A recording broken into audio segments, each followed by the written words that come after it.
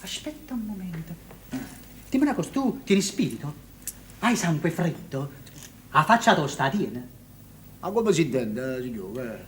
Se devi fare una cosa, una finzione, una cosa che ti può fruttare 100 lire al mese, ti senti forte e capace di farla?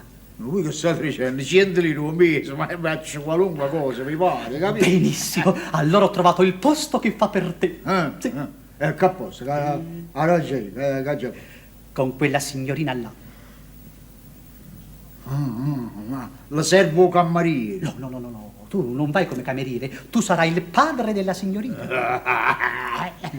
Sapevo padre, Aspetta, adesso ti spiego io tutto e adesso fra un momentino lasciami un poco fare. Io ho trovato quello che ci vuole. Ma così presto? Sì. E chi è? Chi è? Quello là, vedete? O Munnezzaro? Qua Munuzza. Chi lo faceva un Munnezzaro? Veramente? Sì, signore. Aspettate un momento. Tu fa facevo munuzzare e non meriti niente. Io è che ci stiamo, facevi il monnazzaro, ma era un monnazzaro onesto. C'avevi i colloni, era caporale dello spazzamento. Sai, mi dà monnezza stiva. Lascia fare a me, adesso aggiusto io tutto. Dunque, signori, quello faceva il mondezzaro, sì, ma era un travestimento. Si camuffava così per affari politici. Poi si dimise e si mise a fare il cameriere. Sì. Ma mi pare troppo Lazzaro, cavaliere. Beh, che vuol dire? Quando gli direte come si deve comportare, quello lo farà. Poi che saccio, vestito un poco meglio, più serio, più ricercato, capite? Ecco. Ah, questo è certo. Allora va bene, accetto. Benissimo. Datemi 100 lire. Eccole qua. Me le trovo per combinazione. Una fattura che ho incassato. Ecco, grazie assai. Qui, a te, cacci i vidoli.